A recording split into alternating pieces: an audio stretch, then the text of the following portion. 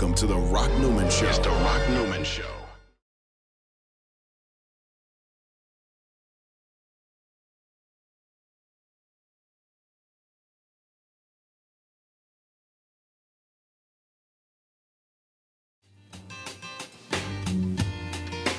Oh, they sell grits here?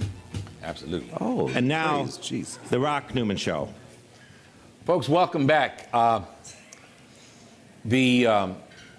In October, what was that, 2002, 11 years ago this week, this Washington, D.C., Maryland, Virginia region was absolutely terrorized. It is unlike anything that I've ever known. I grew up in this area in Southern Maryland. I attended Howard University most of my adult life. I lived in Washington, D.C., and even when I didn't live here, I maintained a home here, so I've always been connected. And I've never seen or experienced anything like those, what was it, 20 days? A little bit less, but yeah. Okay, that 2-week stretch of absolute terror. And you know, I asked many the question this week when I told folks that I was having Ron Simmons on, the producer of the movie Blue Caprice. Now, for those of you who haven't drawn the connection yet, Blue Caprice is the car that John Muhammad would drive with Lee Malvo, riding around this community and absolutely terrorizing it, unlike any other time that, again, as I said before, I can remember. So there's been a movie made. It is being played right now. We'll talk about which movie theaters is playing here in the area and how you might be able to access it. It is something that you don't have to necessarily take my word for it, although you should, that is being critically acclaimed as a riveting, well-done, non-sensationalized film epic that truly captures a fascinating relationship between an older adult, a sort of father figure, and the son, with the son embracing and taking on John Muhammad as the father that he never really had. It is, again, I will tell you, it is getting rave reviews from the critics in terms of the nuance, in terms of the treatment that was given to the subject. And I'm fascinated by it, and I'm very, very thankful, and I want to welcome Ron Simmons, film producer of Blue Caprice, to the Rock Newman Show. Thank you so much for joining us. Thank you very much. Happy to be here. Please tell me, what was it about this story that captured your attention and prompted you to put the kind of time, focus, energy, and finances into something like this? What was it that captured your attention? Why did you do this? Well, I didn't live in the D.C. area in '02. I was in the New York City area, but I remember that time vividly. I had some friends who lived here in the D.C. area who I was supposed to come up and visit during that time, and one of them called up and said, "Are you still coming?" And I said, "No, because I don't know what the hell's going on up there." Yeah. And they were telling me, you know, they're trying to fill up the gas tank, bobbing and weaving. And I'm like, well, I'm not trying to, we don't know anything about what's going on up there other than people are being shot and killed. Yeah. And so I remember it randomly, very well. Randomly. Which made it even the more frightening. Yeah. Because people couldn't see it. Yeah. It's not like someone walked up on you and pulled a gun. Right. Out of nowhere, there was a gunshot and you were bleeding. That's Right. how it worked. Right. And so when I heard, and I was honestly surprised that there had been not been a feature film that had been released in theaters about the subject before this time. And I got involved in the subject to go back just about a couple of years ago. And when I read the script and understood the nature of the story, I was immediately thrown back to that time. So it was a sort of a lightning bolt. But of course, I only get drawn into stories that I think have very strong character arcs, that are strong in story because I'm an actor as well as a producer. But upon reading the story, I said, well, we got to do this. I want to be a part of this. And it was going to happen whether I did it or not. It was going to be a very, very small, micro-budget film. But I felt that this story was important enough to get a larger budget and should be seen by more people than a micro-budget might allow this film to be done. And there have been some stories. There's been a made-for-TV movie, and there's been documentaries, and it's been featured in several news segments. But no other story that I've seen actually took the time to look at the relationship of the two men. Yes. Everyone's kind of covered, where it happened and who was affected, and the terrorized family members and the victims who were affected by this traumatic experience, but no one actually understood who were these two, where did they come from? Right. Because many people thought that they were, and still some do, that this was a father and a son. They were not related at all. Right, of course. But there was a father and son relationship, twisted relationship, that developed, that ended, and by the time they got to the DC area, in these mass killings. Yeah. So basically, I thought that the story was well written. It helped me understand one point of view about the relationship that it could have been, because it's a fictionalized story. Yeah. This is not a biopic. Yeah. This is not a documentary. Mm-hmm. We're not trying to give you a play-by-play, but we certainly have well researched the relationship between the two men and their background. Yeah. And so those signposts come from deep research, everything from reading court transcripts and going back through public information to basically piece together and fictionalize how it is that this father and son relationship developed. Well, and I want to get all up into it. All right, damn it. That's what I'm talking about. Into the research. Okay. And you know what? And to do that, let's go with the youngster first. Yes. Lee Boyd Malvo. Yeah. To the extent that you can, take our listening audience back to what you know through your research about who this kid is, where he came from, what his relationships were, what the influences were, as far back as you might be able to go and bring us up, please. Well, Malvo was living. He's from the islands. He was from Antigua, which is where the two met one another. There's not a lot of information about, what happened to him and his family relationships prior to his introduction to Muhammad. Uh-huh. But what we know is that he was an abandoned child. So his mother in particular, who was his major caregiver, was known to have traveled extensively and leaving him alone. And it was during those times, of having left him alone, that he was able to meet his soon-to-be father figure, who was in Antigua with his children. Rather illegally, but nonetheless, he was able in Antigua with his children, living there for a period of time? He brought his children there on quote-unquote vacation without the consent of their mother. Of the mother. And so we don't explore very much in the film how they get back to the United States, but what happens is that Malvo and Mohammed come back to the States together, and this child who was abandoned essentially, and then susceptible therefore to a kind, attention-giving caregiver, right, followed him here to the United States. The children were there at that point taken away from the father. An injunction was placed, and the two of them started to begin their twisted relationship that ended, again, as I said, here in the D.C. area. So tell me, so Malvo, John Muhammad was in Antigua. Yes. He had his children there without the consent of his wife, Brenda. Very good. Brenda Muhammad. Brenda Muhammad lived here in the D.C. area. That's right. Okay. Now, when the kids came back, did Muhammad come back to this area with the kids and give them to Brenda? Yeah, what I understand, and I wasn't the primary researcher for this. I came on the project about 2 years ago. So the writer who had been doing this research far longer than I have. But my understanding is that yes, he came back here and essentially had to deliver the children back to their mother. And from that point, after he had brought them back here, My assumption was that he'd gone back to Antigua and then had come back to the States with Malvo.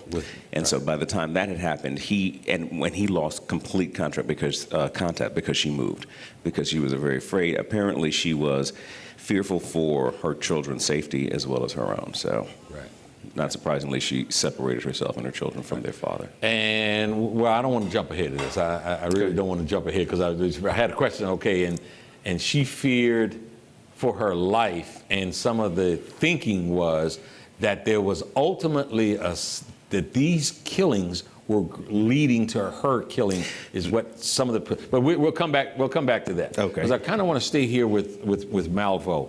So Muhammad comes back to the States with Malvo. He now is the father figure. Malvo is how old now? He's 16 at the time. Maybe 16 at the time because he was 1701. Yeah. So he was 17 when the crimes were committed. Yes. So he had just brought him back like a year before. That's right. Uh-huh.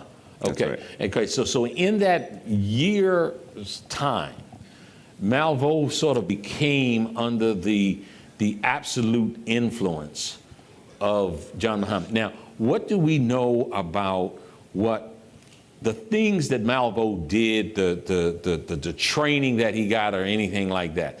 Are we familiar with that? And sort of from the time he got here to the time that this, terror started here, do we have info on that? Well, as I said, well, the info, again, what we do in the film is we fictionalize a lot of that. So the signposts that we have lead us to understand. And tell my listening audience, when you say signposts, what that means in the film industry. Sure. We're talking movie speak here. Well, when I say, actually, we're talking about round speak. So even people in the film industry were like, what's that brother talking about? What you talking about? What you talking about, Willis?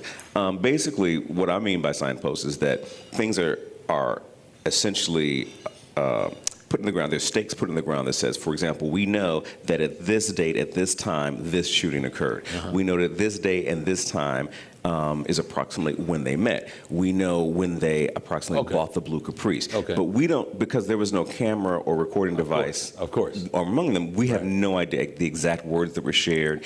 And a lot of the information has really remained unknown even to this time, because as you probably know, Muhammad was put to death. Malvo, who is still in prison to this day, has been fairly quiet for the many years since, and only recently has started to articulate some of the facts and the nature of the relationship between him and his father figure, which included, among other things, which we did not cover in the film, sexual abuse.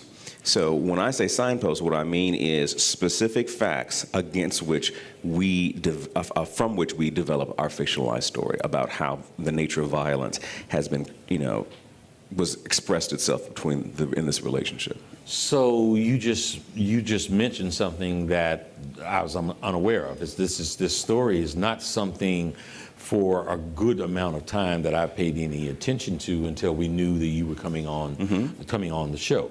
But are you saying that somewhere from the prison cell, some form of communication that Malvo alleges that he was sexually abused by Muhammad? That's correct.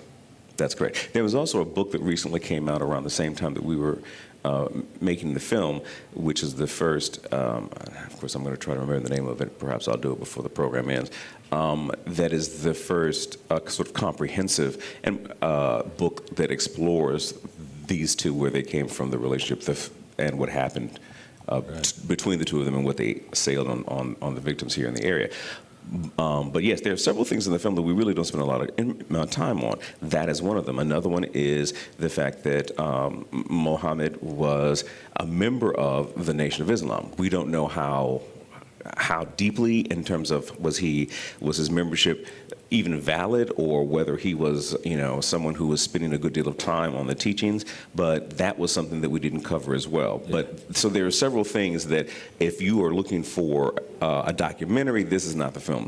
This film is actually, this story really serves as a lens through which we can look at the nature of violence in this country. Well, you know what, I'm going to opine on that, because I think the mainstream media, for a period of time, mainstream media and certainly conservative media, attempted to play up that he was a member of the Nation of Islam. But it really didn't go anywhere because no one really found a solid connection. Had they found a solid connection, being that they look at Louis Farrakhan as a boogeyman, I'm sure they would have played it up even more. I'm sure they would have. We'll come back to discuss all of that in just a few moments. Thank you so much for being here, man. This is a fascinating subject, and we're going to explore it in depth when we come back from these messages on the Rock Newman Show today, October the 5th, 2013.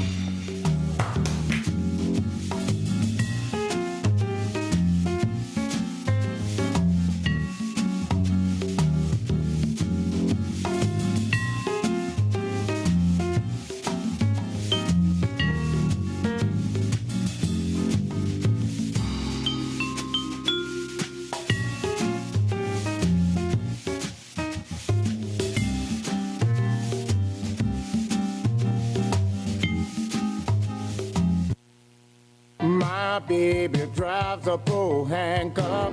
The weekend is here, and no matter what the weather's like outside, you'll find the deals inside here in the beautiful showroom of the all-new Pohanka Hyundai in Capitol Heights during their giant Markdown Madness sale. Smart shoppers know that every new Hyundai in Pohanka comes with Hyundai Assurance and America's best 10-year, 100,000-mile powertrain warranty. But why don't you tell them about the Markdown sale, Joe? I'll be happy to, Kim. Folks, shop around on the web, and you'll see lease payments on a new 2013 Elantra GLS at $179 a month. Today at Pohanka Hyundai, $99 a month. That's right, a $99 payment on a brand new Elantra. And $89 a month on a new 2013 Accent GLS Automatic. How do they do it, Joe? It must be the volume, Kim. A brand new building, hundreds of new Hyundais, and Pohanka's low payment and easy credit programs are designed to get everybody driving. But you have to get here today. Rush to the giant Markdown Madness sale at exit 13 off the Capitol Beltway. Pohanka Hyundai, king of the Beltway. All financing for a limited term on approved HMF credit. My baby drives a handcuff.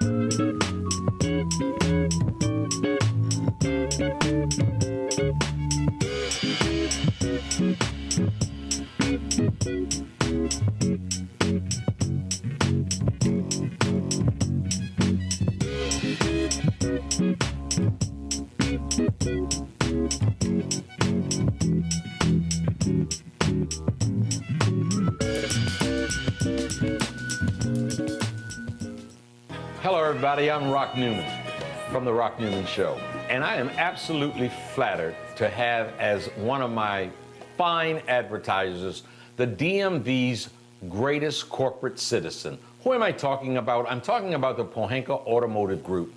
If you have any automotive needs whatsoever, if you want to sell your car, buy a car, trade in your car, have your car serviced, whatever you need, see my good friends at the Pohanka Automotive Group. You will be well taken care of, I promise. I'm Rock Newman. I might be there. Come on down and see our good friends at Pohanka Automotive Group.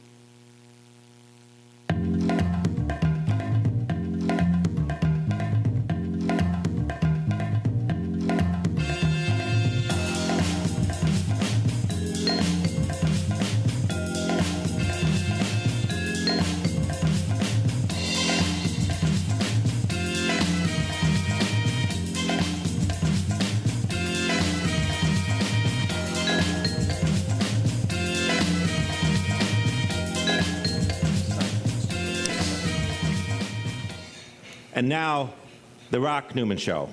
Folks, welcome back today, Saturday, October the 5th, 2013. I'm in studio here at the Langston Hughes Room at Busboys and Poets with Ron Simons, producer of Blue Caprice, the movie that really sort of details and talks about the real fascinating, tragic relationship between John Muhammad and Lee Boyd Malvo, commonly referred to as the DC Snipers. So when we went to break, we had just gotten to the point where they were back in the two of them were back in the United States, a revelation that I certainly was not aware about, that Malvo maintains that there was sexual abuse. You know, when I heard that, I thought of something.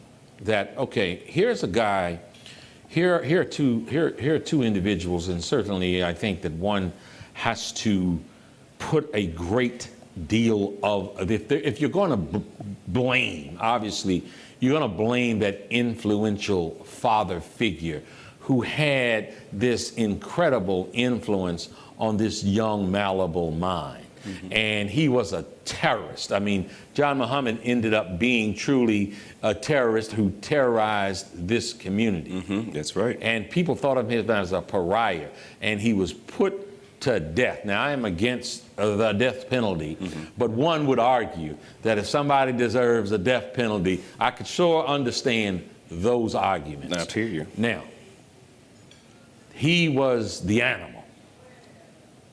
You got a preacher down in Atlanta named Bishop Eddie Long. Yes, there is. I mean, if here on the Rock Newman Show, we talk about real stuff. All right. And I'm wondering just what effect, really, short-term and long-term. Now, these are, I think we have to say here to stay within legal bounds, these alleged transgressions. Yes. But when, you're taking pictures of your sculptured body and sending them to little boys, I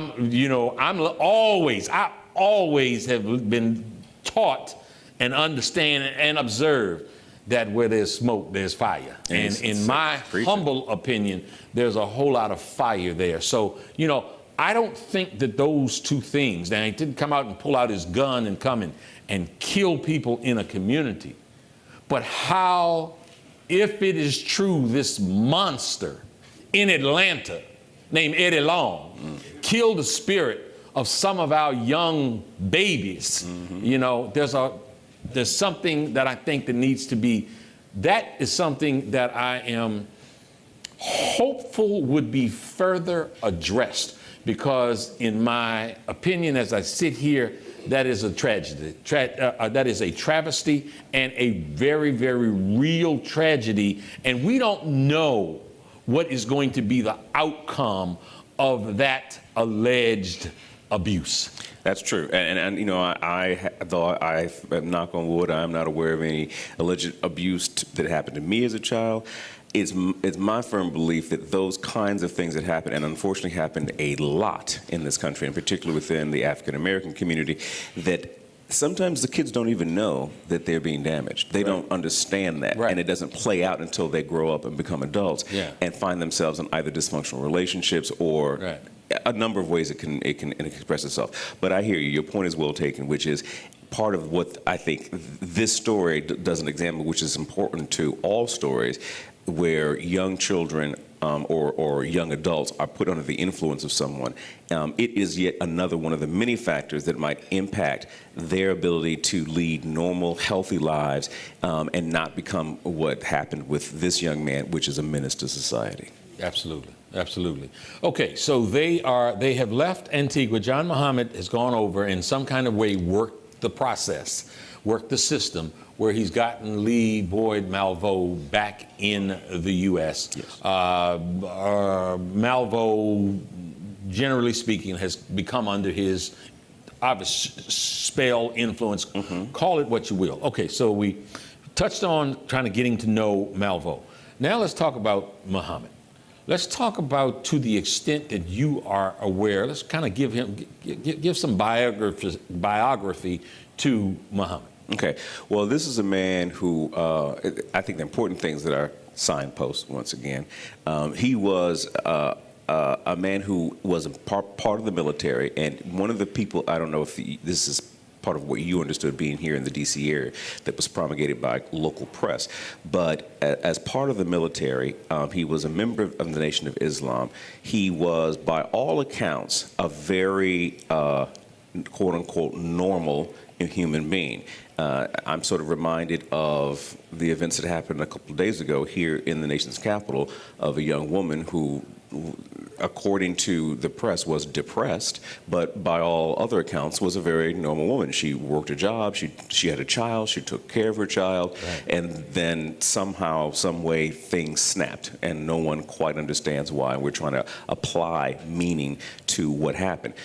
I think the same thing happened that's really insidious about this story is Muhammad, is that he, by all appearances, seemed to be quote unquote normal, and therefore it would not surprising that he would be the young man would be drawn to him, because he seemed to be a very loving, caring man. He seemed to have good interpersonal skills.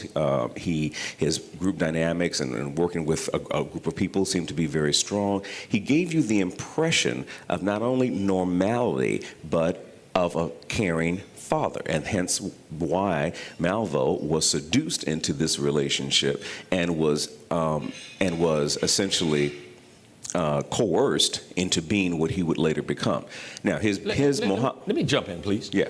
Because you say seduced. Yes. And as I looked at the trailer of the movie, it seems as if part of the seduction, or at least part of the story, now I don't know if this is a fictional part or something that you guys are aware of, that Muhammad saved Malvo from drowning at one point, or was that dramatic license? We believe that actually happened. That he had gotten depressed by Malvo. Exactly, by the abandonment of by his mother.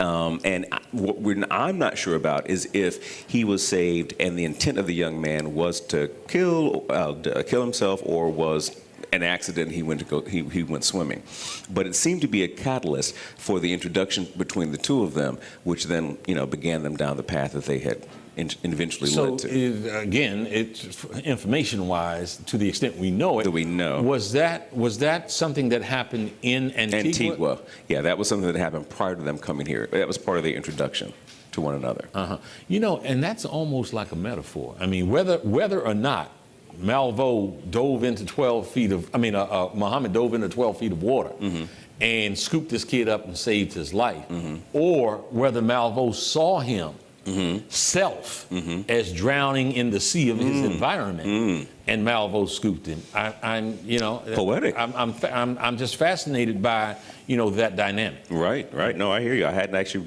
connected those dots, but yeah, I can absolutely see that. Yeah. Sure. So so Muhammad was thought to be mostly normal by those military people who have opined and the rest. Absolutely, and if those who have of your audience who've seen the film will know that part of the training that was undergone by Malvo is that of particularly a sniper. And we in the movie, show him reading essentially the handbook for snipers. Yeah. The kind of behavior they undertake and so forth. That they must become extraordinarily detached. That's right.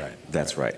And so we find that part of the training, if you will, and our idea of what the training entailed beyond just the learning the specifics and the data on how to be a sniper included things that were intimidation, abandonment, and how abandonment might actually deepen the relationship for the need to have someone rescue him. And you see that happen again and again in the film, from him being rescued from the water, him being rescued from his situation.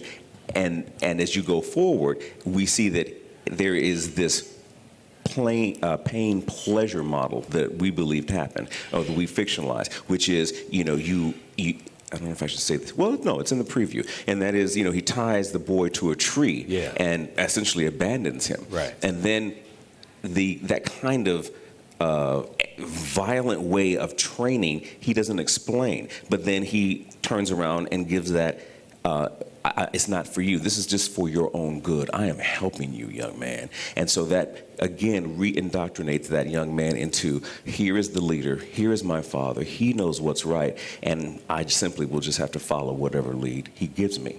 And that's how continually that kind of behavior, we believe, added to the nature of the relationship between them. One other thing you might find of interest, I found of interest, which is, we looked at a lot of, the writer looked at a lot of the transcripts for this. And I don't know if you know this, but Muhammad actually served as his own defense attorney. Right. And And he actually got on the young man was put on the stand, and he cross-examined that young man. And those who were in the courtroom, and the transcripts bear this out, noted that he would start questioning the young man about why did you do this and why did you do that, and the young man immediately reverted back into this subservient, submissive mindset of, how fascinating. It's really disturbing, but it shows that even after they had been separated for a period of time, and how easily it was to drop back into that place. And I'm sure that our viewers understand this. I'm certainly, before my mom died, she had this certain way to me to go from being 35 to being 7. Yeah. She knew exactly which button to, there you go. She knew which button to press and in what order to press them so that I would get dropped back in there, and then I would find myself being this kid again. Yeah. And I think that that's what essentially happened with this young boy. He was indoctrinated and he was trained. He was tutored, and therefore when he even was outside of this man's influence, that man knew exactly how to press what buttons to put him right back in that place where he was in control and Malvo was his son. Is the sense that John Muhammad developed those skills in part from his military training? We believe so. We don't know. We believe, but because there is, I think if you see the film, you'll see some of that very physical, exhaustive behavior and training that the soldiers have to go through. And this young man, we feel, went through a training to become the kind of killer that he was. It wasn't important that he be able to carry a 50-pound backpack up a mountainside for doing what he was doing, but it was all towards the mental indoctrination that he was being subjected. That's what actually was part of the training that he went through, which I believe was influenced directly by Muhammad's experience as someone in the military. And you should know that our belief is that Muhammad never actually killed anyone in the military. So it was this really interesting construct where Muhammad, wasn't doing a lot of the killing, but he was training a killer. And his idea was to train many killers, many children, train them and drop them into cities, major metropolitan areas. Another thing that was interesting to note to me, because you asked me about why, one of the things that was interesting about this, what drew me to this film, I also, when I learned back in 2002 that the perpetrators were African American, I was shocked. That was a shock to me. Because I never thought everybody was looking for a white man in a white van. There you go. Right. It never even crossed my mind, because in our culture there aren't enough examples of African American serial killers or snipers to lead us to believe that such a thing would happen. Sure. And so the same thing happened, and we see this happening again, even most recently, as you know, here in the Navy Yard, that apparently is going past color boundaries, this issue and cultural violence in our country. But anyway, I could go on and wax probably the next hour, and I know you ain't got that kind of time to have me on your show. I wish I did. Let me take this opportunity here, talking about this movie, to kind of break down something, because there's producer and there's executive producer, there's writer, there's director. Would you do a service to my listening audience here?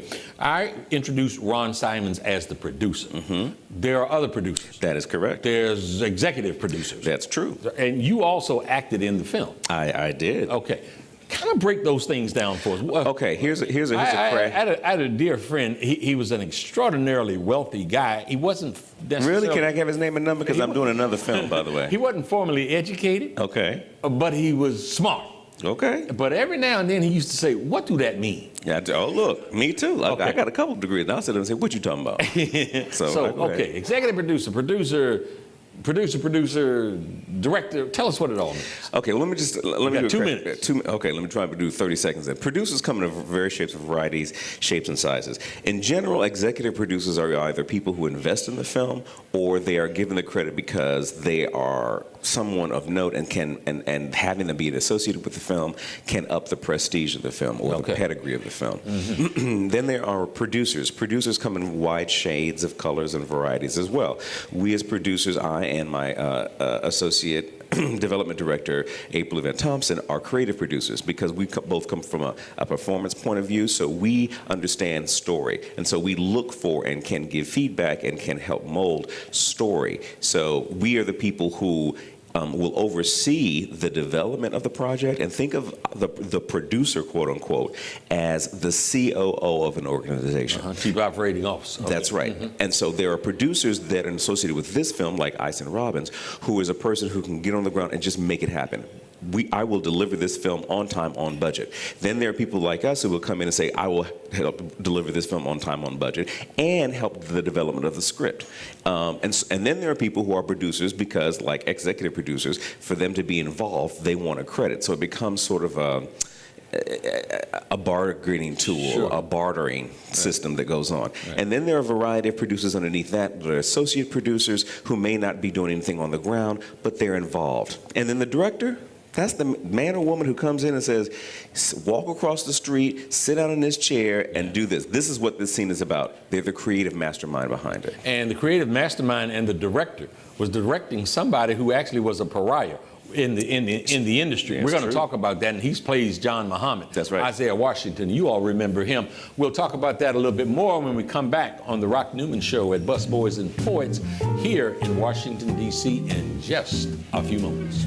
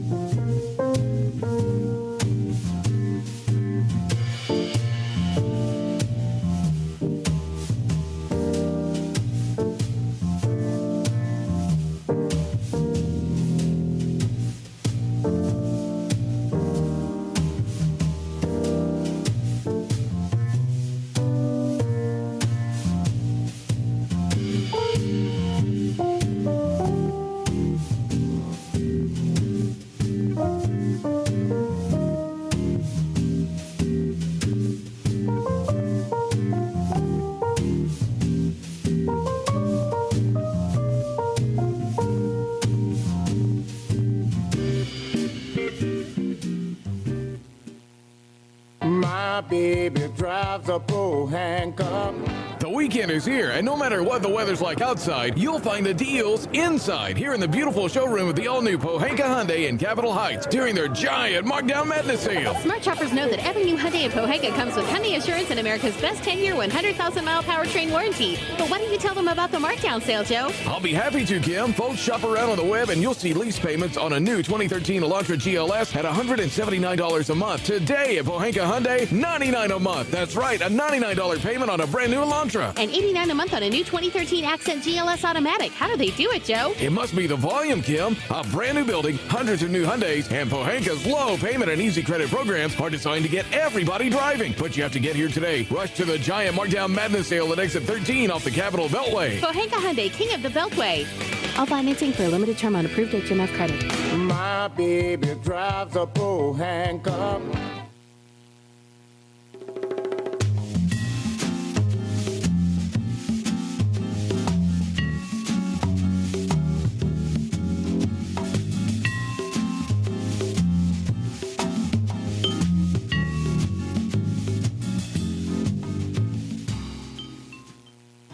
Hello to all my friends in the DMV. I am Rock Newman from the Rock Newman Show. I want to tell you about the MGM Grand National Harbor, the most exciting project to come to the District, Maryland, or Virginia in quite some time.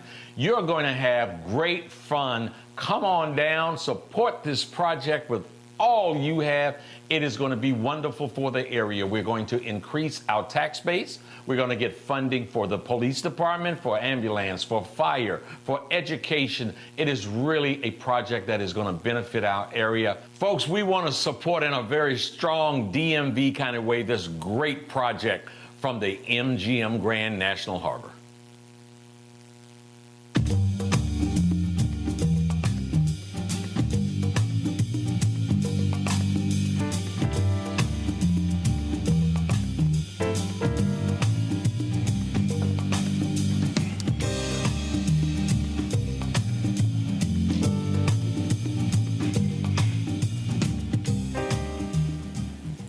And now, the Rock Newman Show.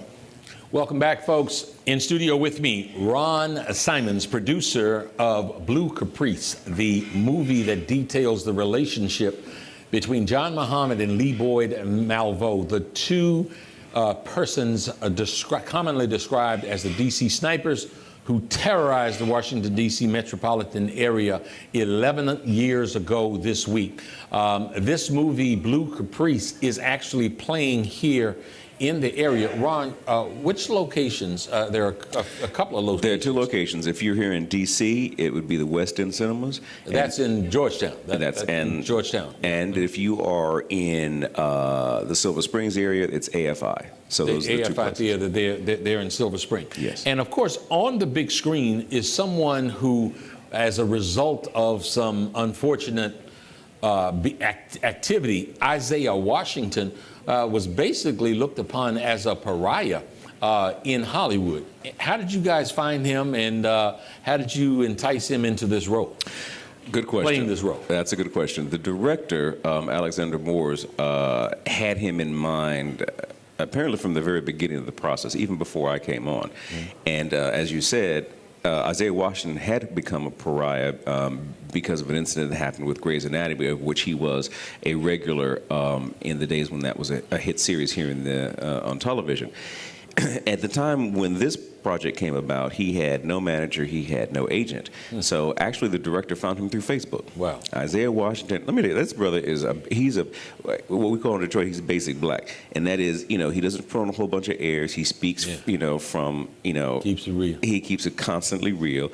And he responded to the request and initially did not want to do this film because he felt that he didn't want to portray what was, and almost everyone, and certainly the African American community, see him, this character, Muhammad, as the quintessential villain. And there was nothing that he felt that that would come out of it. And so he turned, no, I'm not interested. And he didn't want to see this pattern of violence, again, revisited. But it was because of his conversation that continued with the director that he realized that there was a deeper discussion that could happen around the film, and that he was going to be exploring the nature of the relationship between the two men. Because a lot of times people will approach a film and say, this film in particular, and say, okay, well, I want to know when did they shoot this person, how they shoot that person, and give a background on that circumstance. This wasn't about that. Again, what we're trying to do is use this as a lens through which we look at, the nature of violence, this culture of violence, and how one particular person may have become a sinister villain, killer, murderer. And so he was convinced, based on more of the altruistic aspects of the film, to pursue and become the lead. And I think he was an incredible choice for this role. And as we talk about this film and we talk about the principal characters in real life, John Muhammad, the sense is, and again, I'm forgetting some of the details that at one point I may well have read and just don't remember them, but there were other murders outside of the D.C. area that were perpetrated. They were, and there were a few, and I don't know if you know this, but this is one of the things that we don't mention very much in the film. A number of the victims of these shootings were people of color, in particular African Americans, which is a whole nother discussion. I think there could be 3 or 4 or 5 really well-made films about this project. Yeah, that in itself lent itself to the terror. Yes. Because there was no pattern. Well, exactly. In fact, there's should I talk about this? It's in the film. If you go see this film, if for no other reason, to see this particular part of the film where they're shopping in the supermarket. And I think you get a really pretty clear picture for a brief moment into the psychology, the psychosis of this Muhammad character. And that was what as you said, an important part of the model about how to make this to terrorize the community, which is we don't want to follow up a complete pattern. We want to kill women, then men, then maybe some children, Yeah. then maybe a pregnant woman. Yeah, you know, I first became aware of it when someone that lived in the Bowie area, there was a shooting in that area at the school. I think wasn't there a shooting? Yeah. Someone lived actually right down the street from that location. And a good friend of mine, I mean, literally lived 3 or 4 doors. I wonder if that's the woman that I met not last week. I can't remember her name, but she said literally she would go past that on her way to and from home. But go ahead. I'm sorry. So, you know, that brought it home. I mean, somebody got shot, and then, you know, so that brought it home. The bus driver. The gentleman who was the bus driver, everybody. And so when folks talk about that time, there were a couple of people that said through my Facebook exchanges, I can't go see it. Absolutely. And, you know, so actually criticized me. I got some criticism for bringing up the subject and saying that I was going to talk about the movie because of the horror that it caused. And these were people that were terrified, and just sort of reading my posts seemed to take them back to a time of uncertainty in their lives. I mean, and there were descriptions.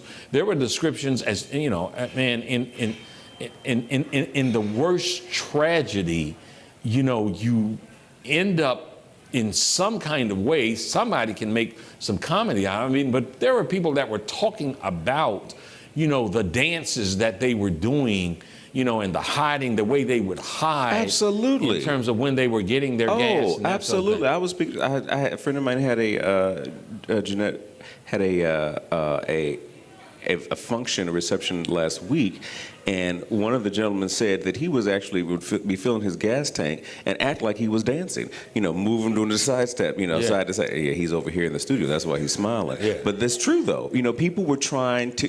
It cannot be over-articulated how much of a terrorizing that this thing did to this community. Yeah. It cannot be. And this is not even talking about the extraordinary loss and pain and anger that came with people who were related to the victims, because they were robbed of some of the most important people of their lives. And it was such a random loss. I mean, completely innocent people. All of those words. Innocent people who were just, I get for a loss of words to really articulate how horrifying this particular a set of events were in the scheme of the country, but particularly this region.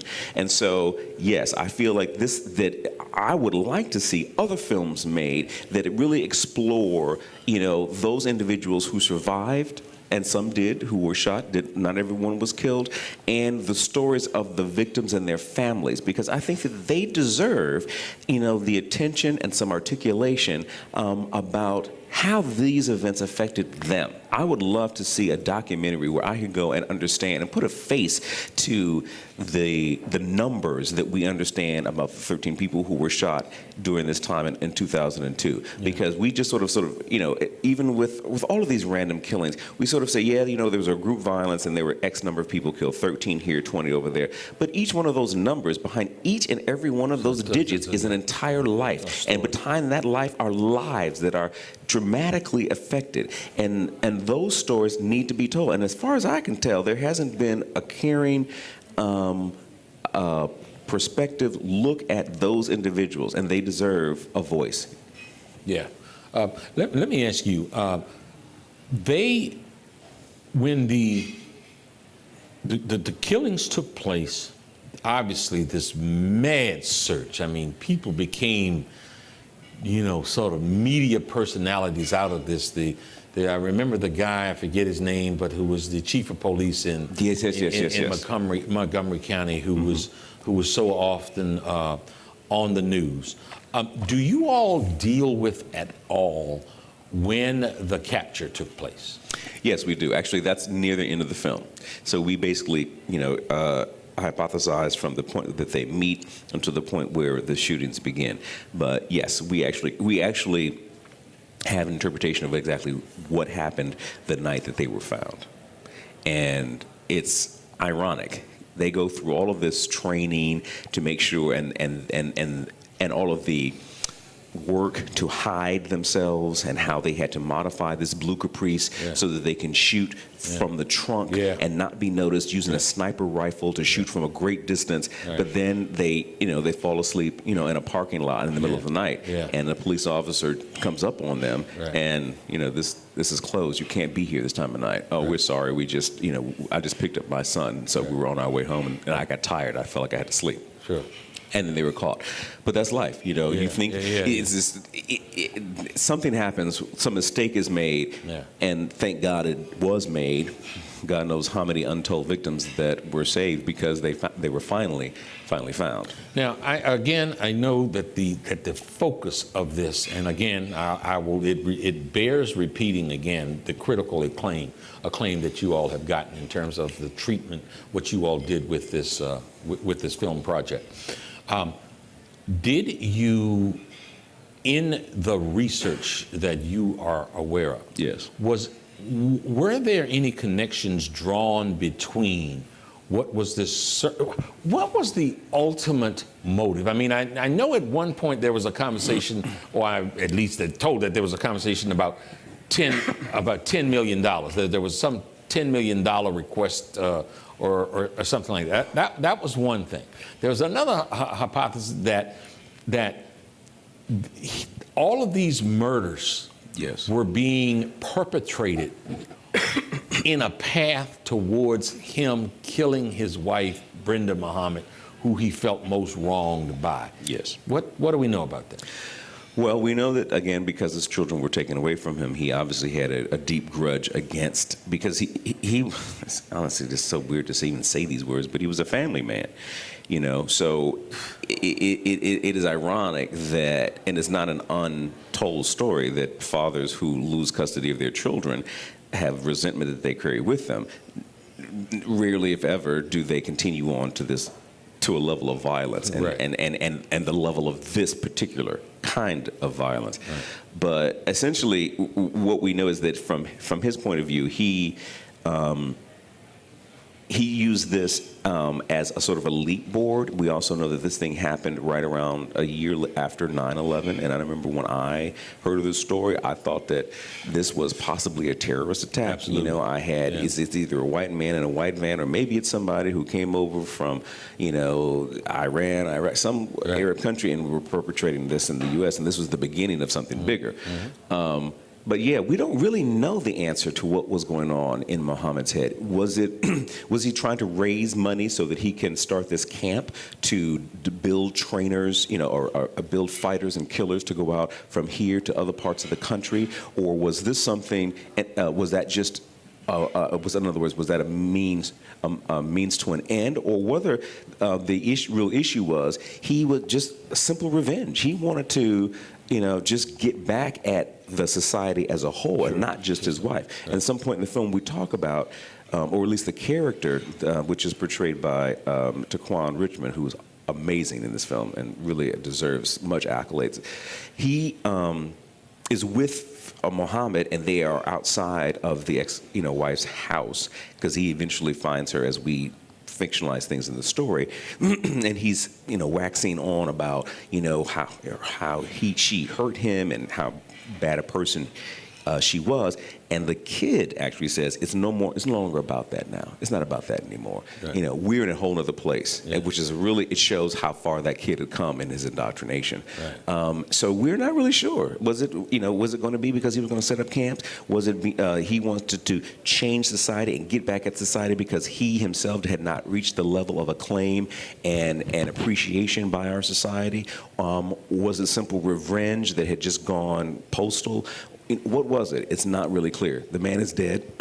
So unless the kid actually stands up and articulates and explains in a memoir sometime what his point of view is, that's probably as close as we'll ever get to understanding what went on in the mind of that killer, the mind of that perpetrator. We don't really know. And so our film asks those questions. We try to, again, follow the signposts and understand what possibly led to his state of mind to perpetrate this thing. Yeah. I don't know what the process is or what attempts have been made to talk to Malvo. I've seen something, but again, you know, it's not something that I dealt with until we knew you were coming on. To me, that would be one fascinating. It would be interview. fascinating. I personally wouldn't want to do it, and I'm going to tell you, the writer-director specifically did not meet with him because they wanted to be able to have this creative license to do the fictionalization work that ended up in being this script. But I would like to see that story too, because even though I never lost anyone, I didn't lose anyone in this conflict, what the hell was he thinking? You know, how deep did this rabbit hole go that he had to venture down to become the person that he had become? And he has become repentant, by the way. He has said that he is sorry for what happened and what he did and has been part of the process. Unfortunately, it's not enough. Yeah. Not enough. And not enough time. Hey. Man, time went by really fast. It did. I really appreciate you having me. so much. Ron Simons, producer, Blue Caprice, is playing at AFI in Silver Spring and the West End Cinema in Georgetown. Fascinating movie. Get out to see it. Coming up, the Heritage Seekers will... It's the Rock Newman Show.